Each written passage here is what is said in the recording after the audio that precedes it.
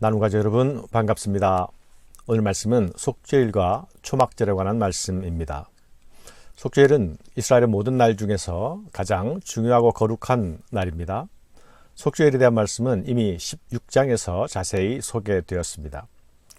16장에서의 말씀은 제사장의 위치에서 해야 할 일들이 주어졌습니다. 그러나 오늘 본문에서는 백성들이 어떻게 이 날을 지켜야 하는지에 대한 관점으로 말씀합니다.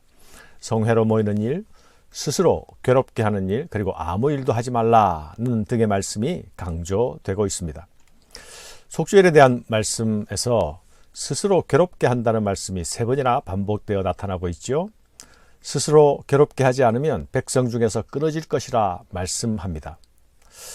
스스로 괴롭게 하는 일이란 죄를 슬퍼하는 일이지요.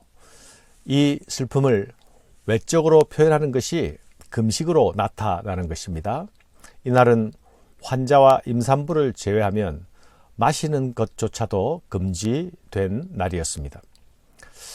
이날은 스스로 한 해를 돌아보면서 하나님 앞에서 회개하며 겸손한 마음으로 엎드리는 한 날이었습니다.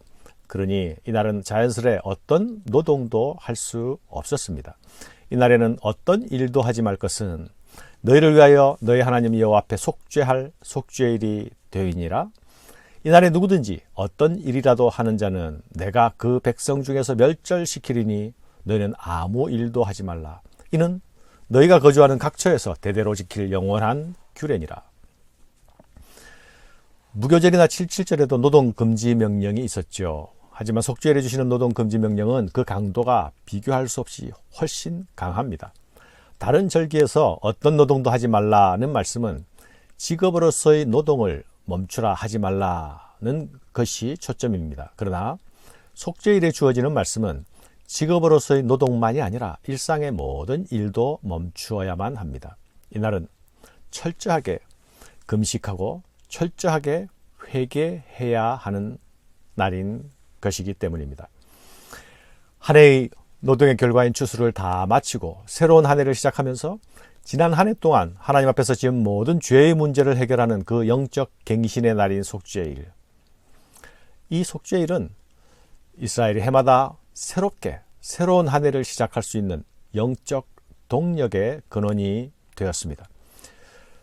죄의 문제가 해결되는 자리에는 언제나 하나님의 놀라운 은혜가 찾아옵니다. 철저히 금식하며 철저히 회개하는 그 한 날은 마치 죽음의 날과 유사했습니다. 죄가 죽는 날이었기 때문입니다. 그러나 죄의 죽음이 있어야 새로운 삶이 시작될 수 있습니다. 하나님을 떠나 스스로 주인 되었던 삶을 회개하고 다시는 과거로 돌아가지 않겠다는 다짐으로 새해를 시작하는 것입니다. 사랑하는 여러분, 구약의 백성들은 예수 그리스도의 대속을 바라보면서 사죄의 은총을 얻었습니다. 신약의 성도들은 예수 그리스도의 속죄 안에서 회개를 통한 죄사함의 은혜를 얻습니다. 우리는 그분 안에서 새로운 삶을 얻게 되었습니다. 예수 십자가 앞에서 철저히 나의 죄인됨을 시인할 때에 내가 주인 되었던 그 나 자신을 부인할 수가 있게 됩니다. 오직 은혜만 의지하는 겸손한 모습이 생겨날 수 있는 것입니다. 죄로 무거워진 영혼은 회개의 씻음으로 영혼을 다시 새롭게 해야만 합니다. 회개하는 성도에게는 언제나 그 영혼이 새롭게 되는 영적 갱신이 따라옵니다. 영혼의 소생이 일어나는 것입니다. 우리 영혼이 날마다 회개의 씻음으로 새롭게 살아나는 영혼들이 되어야 하겠습니다. 초막절은 이스라엘의 절기들 중에서 가장 큰 절기이면서 가장 성대하게 치러지는 절기입니다. 이 절기는 일주일간 지내고 8일째 성회로 모이면서 마무리됩니다. 여호와께서 말씀하여 이르시되 이스라엘 자손에게 말하여 이르라. 7째 달 15날은 초막절이니 여호와를 위하여 이래 동안 지킬 것이니라. 이스라엘 백성들은 이 일주일 동안에 나뭇가지로 만든 초막에서 살아야 했습니다. 너희는 이래 동안 초막에 거주하되 이스라엘에서 난 자들은 다 초막에 거주할지니 이는 내가 이스라엘 자손을 애굽 땅에서 인도하여 내던 때에 초막에 거주하게 한 줄을 너희 대대로 알게 함이니라. 나는 너희의 하나님 여호와이니라. 초막에 거하는 것은 그들의 애굽에서 나온 것을 기억하라는 것이었습니다.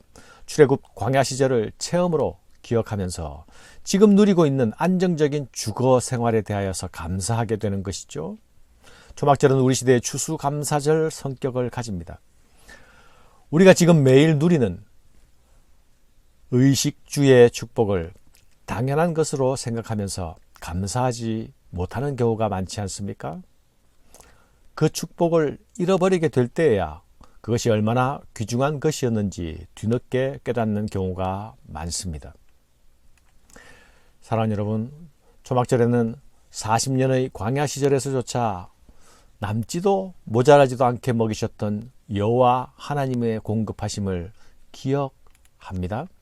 가장 풍성한 가을 추수의 수확을 마치고 가장 열악했던 광야 시절을 기억하는 것입니다. 이 기억을 통해서 우리가 진정으로 의지할 것은 내 풍성한 소출이나 내 풍성한 수확이 아니라 하나님의 입으로 나오는 말씀을 의지하며 살겠다는 다짐을 새롭게 하는 것입니다. 오늘 우리가 누리는 작은 성취들과 추수의 축복들이 있습니까? 그 축복에 취하기보다 그 축복을 주신 하나님을 기억하고 바라보아야 하겠습니다. 우리가 아직은 이 땅에서 순례자의 신분이라는 사실을 잊지 말아야 하겠습니다. 우리는 날마다 죄의 씻음으로 우리의 영혼을 새롭게 해야 합니다. 오늘 내가 누리는 그 복을 주신 하나님께 시선을 맞추며 살아가야 하겠습니다. 감사합니다.